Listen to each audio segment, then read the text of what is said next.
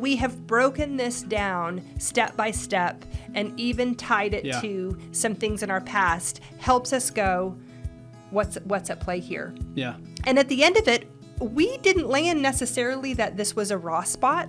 We landed more that this was a pattern that shows up. And so that's even what we want to pitch back to you.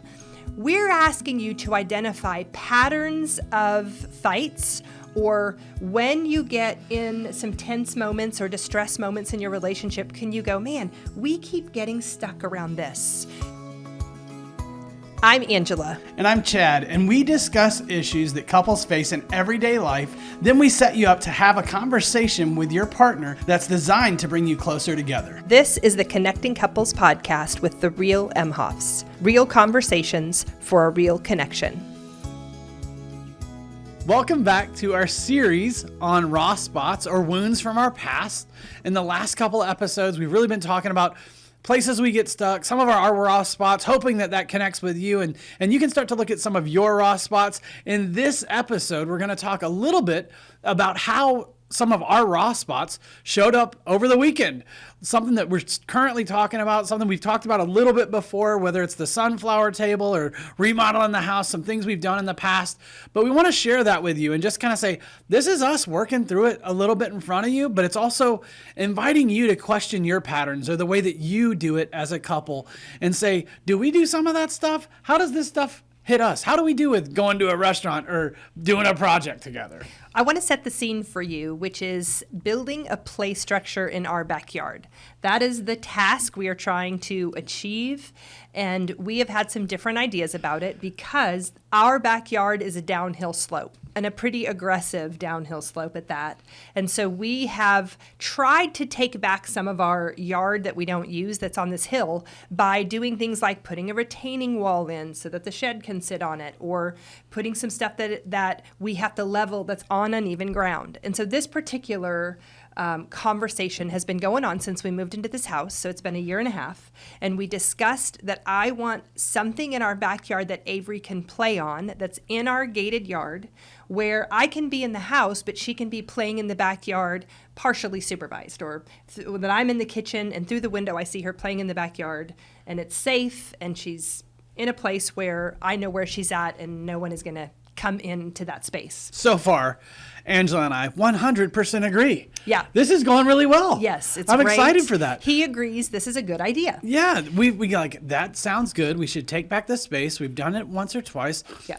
A play structure over there would work good. I know that we can't dig very much, but we can put something on top of it. So we can't we've got dig kind of a because plan. we have what's in our backyard. What are those things? Oh, it's a right of way for the electric and gas lines and the other things. But so you can't dig down into that space and put a permanent structure over it.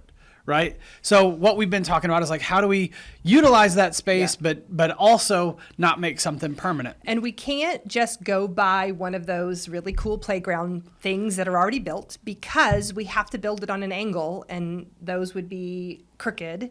So we have on Facebook Marketplace been messaging each other if we see somebody's, which we're experts at, by the way. Some, like he'll send me something like, can we kind of retrofit this? Yep. This is an aftermarket playground set, right? Well, it's it's an upgraded or altered plan. And so I saw one that Angela sent to me actually, and I was looking at it and I'm like, man, I think we could use this. And I know it was made really kind of in a sturdy way, but it was older and some of the legs needed to be replaced and some other things. So I'm like, I go out there and I pick the thing up, I bring it back to our house, and we had talked about building it on the slope, but the slope's got some challenges to it. So let's talk about step one of this. Is sometimes I have a vision for what I want it to look like, but... You said sometimes. Yeah. You always have a vision, don't you?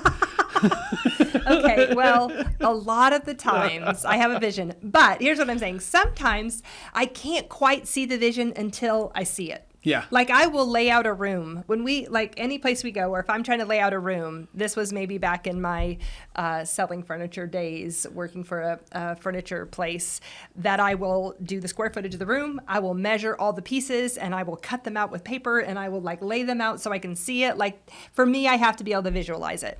But sometimes I can put it on paper and I still can't see it until it's in place. And so that requires my strong husband to, let's say, move a couch 4 times or move something. No, try it there. No, I don't like it. Try it there. No, I like it back. Okay, so this very large play structure that must weigh how much? 300 pounds? Yeah, probably. Enough that I can't budge it. And I have tried, and I feel like I'm a pretty strong person. I can't budge it. So I'm like, Chad, let's try it this way, parallel to the porch. So he puts it that way, and we look at it, and we're like, okay, let's try it sideways. No, how about, and so first little bit of conversation we're having is around it being moved. And I can feel in my body already a little bit of tension, because there is a part of me that believes I'm putting Chad out. He doesn't really, I should have a better idea of what I want. He's extremely accommodating and is willing to play this out, wants me to have what I like or wants it to be well. So he hasn't given me any pushback, but I do know that there is a limit to how many times I can ask him to move this thing before we're going to have to figure it out. So we finally figure out we're going to put it down this hill. And now we have to figure out how we're going to move it there. I tried, and I think I threw my back out. So I go back inside, I come out, and he has moved the thing by himself down to the hill where it's going to be. And we start taking off bad boards, replacing good boards, unscrewing pieces that need to come off. The project is coming together, and we are both tools in hand working on it. Now it comes to whether or not it's going to be level. There usually in a project like this comes to a moment where a disagreement happens. And if you remember our series, The Anatomy of a Fight, we built a sunflower table. And it was a really big fight. And so go back and listen to that one and entertain yourselves if you haven't heard that one. I drew a picture, and I had a pretty good idea of what I wanted it to look like. And he went out to the garage to start to build it. And pretty quickly I realized he wasn't doing it the way I had drawn it out. And I got mad, and he wasn't letting me in. And our connect point in that one, our theme for couples was withdrawers, let your partner in, let your pursuers into what your thoughts are, because they want to know what's going on. And it was lovely. We repaired the fight. We have a great sunflower table in our living room. We love it. It's a table that looks like a little sunflower. And so here we are now, Saturday, 2 days ago, building this thing. And he does a thing, and I don't think the way he's doing it is the way it should be done. So I give my feedback, and he gives his feedback, and I give my feedback, and he gives his feedback, and now we're in a little bit of a tailspin. That's what we call a cycle. I get triggered in a way that makes me go, I can't do this. And I said to him, I'm going inside. Like, I am disengaging. And I've seen this happen. We have seen this pattern happen with me, where I come up against something and I don't see a way to navigate it. And you guys know I am a pursuer, but I get stuck here. And so it wasn't until, by the way, we got the thing built. It looks fantastic. We'll have to post a picture of it.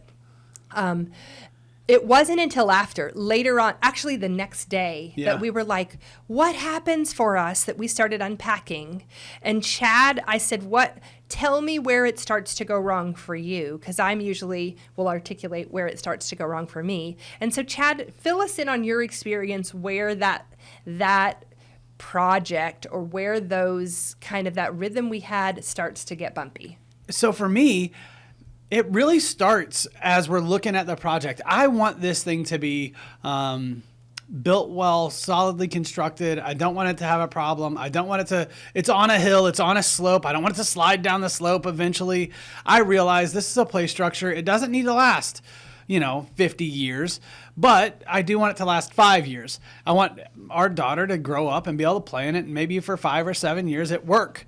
And so in my head, I'm like, I want to make this as strong, as solid as it can possibly be. So I slide it over there. I'm working on the thing. We're trying to make it level. We're trying to get it like perfectly level on this slope. And things are going pretty well between us. We're digging out some dirt, just a little bit, not too far down, putting the thing on level ground. We've got it stood up, and then we're trying to like level the legs. And we have very different, I don't notice that it's a problem. I don't think I even noticed it was a problem until you left. Like, I'm like, Why is she so mad? what is she doing? Like, first of all, she's telling me to do this a different way, which is not the right way. In my mind, it's not the right way. Because Later, we did discuss that my way wasn't an accurate way. It just wasn't the way he thought it should go in the moment. accurate if we had added the piece that you added later. But no. Well, it's an accurate, it's a usable way. Yeah. It is a usable way. Pause. Okay, so right here in this moment, we have identified when we talked about it the next day that both of us do have some past, is it conditioning or training from our families of origin that being right matters. Okay, so as we are showing you our fights, we want to pose to you the questions we ask ourselves to help us dig into this content. And one of the questions is there a past meaning at play?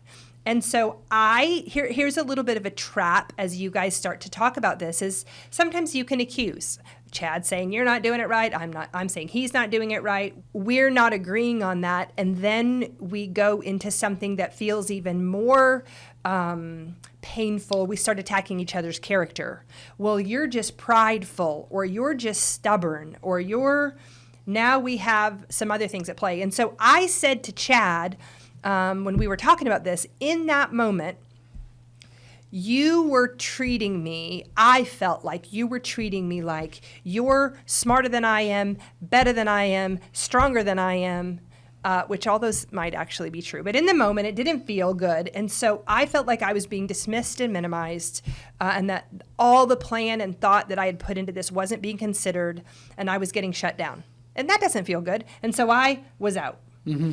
So he and I talked about what is at play there. And both of us come from families of origin where his dad's and my dad and mom, more than my dad. It's like my mom and your dad's both are very capable, very smart, engineer brains that think it through, and we were both influenced by that. And so there is a tiny little bit of, I want to say pride, or how about this word, confidence, that comes into how we feel a plan should be executed. Sure. Okay, so back to he is trying to do it, and I get mad and I leave, and there he is. There I am, and I'm like, okay, what are we doing? Like, why is she mad? Like, it probably, maybe it is a little bit of confidence, or maybe it's just stubborn. I don't feel like bad about the stubborn. Stubborn gets stuff done sometimes. True that. I don't mean that to be a negative word. I mean, maybe somebody out there. Stubborn gets stuff done. Yeah. But I'm like, I know exactly how I want to build this piece of what we're doing. And I know why, and I know what it needs to be. I know exactly how too. Well, and so it's like we're bumping up against that for each other. And so I can't really back off of mine, and she can't back off of hers. So then we're like just rubbing against each other. And that's why we would thought of this as raw spots, sort of. Yeah, but this is what got revealed. In that moment, and we hadn't seen this prior to yesterday talking about this, by the way. So if you go back and listen to our sunflower table conversation, we don't mention this or identify this. But in that moment, Chad really becomes a pursuer. I do. And I didn't recognize that, but his motivation and his mindset is very much pursuer, which is this. I have thought this through. I know how it should go. I want to do this the sturdiest way, the most efficient way, the most effective way. I have the right information, and you need to be quiet and do what I say. That is such a pursuer's thought. Even as you're talking about it, I'm like, let me tell them about it. Let me do it. Let me. So here we are now in a double pursuit. Okay, this is, if we go into Sue Johnson's Hold Me Tight book, or if we go into Created for Connection, the faith-based version, which we do conferences all the time in that, we talk about the demon dialogues, the ways couple fight, and this is a find the bad guy fight. Yeah. This is a I'm right. No, I'm right. No, you're right. No, I'm right. No, you're right. No, you're wrong. No, I'm wrong. And we're just both pursuing each other until one backs down. Blame, attack. And little did we know that in these construction projects, I back down. I think it happens every time. When we build. Here's why I back down. Because that thing weighs 300 pounds and requires power tools, and I know how to strip a head of a screw better than anybody else. I'm all like, and then you can't get screw out because I've done messed up. You melted metal or something. It's impressive. She started a metal fire. And anyway. so I have to know my limitations around this particular content. And my limitation is, and this pains me, I have a pain in my chest. I need Chad. I need him. In order to get this done, I have to have his help. I can't do it by myself. And so in that moment, if I continue to fight him, it doesn't get done. I have to relent. But usually I leave wounded and I come back, more quiet, less creative, a little bit of tension between us where we both kind of at that point put our heads down and just do the task. It's not as fun. Yeah. At the end of it, the project gets done and we stand back and go, oh, look, we did that together. But there's this tiny little tinge of, oh, I wish we could have got along better in that. Yeah. No, me for me as well. I'm like, just getting you to come back and do the thing with me isn't the solution. Yeah. And I don't care. As I'm saying this, I'm like, I do care about how the play structure is built, but I don't care so much that I want to hurt you. Yeah. I would love for us in some ways to like get on the same page around it. But in that moment, man, we just lose each other. Like we're just like, now we're in, and I know that like, I was thinking about this more as you were talking just now, actually. And the urgency with which construction projects happen in my family or with us. I mean, we don't rest. Have a Saturday afternoon to get it done, and there is not time to fight. We have got to get it done. I'm like, this is how far I would like to get. And I know that if I think I can get that far, that means I can get halfway there. Because it always takes us long. It's double, right? And even like... It just always is, right? Yeah. Construction projects are double. Yeah. And I don't know how that works, but it does. And so I'm like, I feel like there's this need to push. Let's be as quick and efficient with our time and with our construction as we possibly can. But then when we get in a fight, it just... it derails everything. Yeah. And so I'm like, okay, that adds that speed or urgency to the project, which then I think makes me a pursuer. And escalates us. And now I push hard on you and you push hard on me. And now we're in a big old fight. We talked, the next day we're like, what went wrong? We have to unpack this. As a matter of fact, I feel like whenever we bring a new series to you couples, something happens in our life. The stars align and what we are trying to teach you shows up in our own lives so we can get great examples for you to understand. So here it is. Thanks a lot. But this is something we unpacked, the idea that at the end of it, when we have overcome and gotten through, we can do a better job of appreciating the other person's contribution. Yeah. So Chad will say, and he has, you can see the end. I can visualize what the finished product looks like. And that's why I'll draw it up. I'll do, I'll mark up steps to get it done. And I think that's an attempt to manage my energy around like the actual construction of it. Like, I know this sounds weird, but I'm like, I'll literally be like running up the hill to get the screwdriver to get the next board done, like, or whatever the thing is. Like it's a drill or it's like I have energy when a project starts. I have a lot of energy to get it done. He doesn't. I don't see the end though. No, we built like a pergola on the front of our house, and he did a phenomenal job with that. I didn't even get involved in that. He had the vision in his head, or he YouTubed it or something, and it turned out beautiful. And that was one where I didn't get involved, but I had an idea about this one, so I drew it out. And even before we started the project, I sat him down and I said, hey, I'm going to pitch this to you, and I need you to not slow blink, and I need you to not, I don't want to lose you. Don't go into your head. I need you to agree to step by step that this is how I want it done. And even in that, he started slow blinking me, and I'm like, oh, already, I know this is going to go bad. But like we talked about in the last episode, there's a mitigation that starts to happen within us before we even ever identify something's at play. And so at the end of it, I said, man, I can't do it without you, because I need your strength, and his brain works in a mechanical way that mine doesn't. And mine works in a creative way where I can see the final, like I can picture Avery and her friends playing on this beautiful structure and it's painted and there's flowers hanging, like the whole thing. And that's not what he sees. And so You're form and I'm function or Yes. something. Yeah. And so we, at the end, know both of us are needed to do it. But golly, there's a little bit of like tug of war in the process of who's more needed at any given moment or how do we navigate. And so we're even, as we're pitching this to you guys as couples, we're applying this in our own life. Like, how do we then go, hey, that hurt your feelings or that hurt my feelings? Can we do repairs in the project process how do we stop, put the drills down, catch each other's hearts if we've missed it, validate the need for each other, pause if one of us feels like we're not being heard or understood, do some better explaining if we need to. I think it does add a little bit of time to the project, but it saves the tension that slows the project down anyway. Yeah. So it's been, we'll have to come up with another project so we can tell you if it really works well, but that we have broken this down step by step and even tied it to some things in our past helps us go, what's at play here? Yeah. And at the end of it, we didn't land necessarily that this was a raw spot. We landed more that this was a pattern that shows up around our building. And so that's even what we want to pitch back to you. We're asking you to identify patterns of fights or when you get in some tense moments or distress moments in your relationship, can you go, man, we keep getting stuck around this. And we're going to bring up one more in the next episode around money. It's going to be a real fun one, so make sure you join us for that.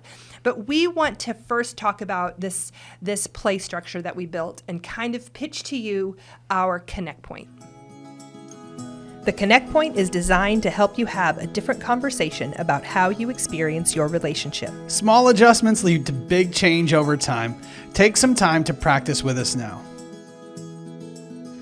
So in this Connect Point, we want you to take a few minutes and just consider, are there any areas where you might flip your role from pursuer to withdrawer or withdrawer to pursuer and kind of be aware of that, discuss that. I think we get used to even unhealthy patterns we're familiar with, but sometimes that flip or the changing of positions or tactics can throw us off. So we would love for you to have awareness around that, be able to discuss it and connect around the times that cause distress. Go have a conversation about that now.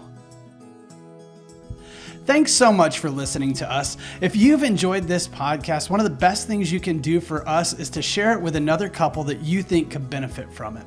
You can rate us and give us a review on your listening platform, and you can follow us on our Facebook page, The Real Emhoffs. If you want to support our nonprofit that makes resources available for couples, you can check out the Ways to Give tab on our website, therealemhoffs.com. We love to hear from our listeners, so feel free to message or email us with ideas you might like us to talk about or the ways that our Connect Point conversations are impacting your relationship.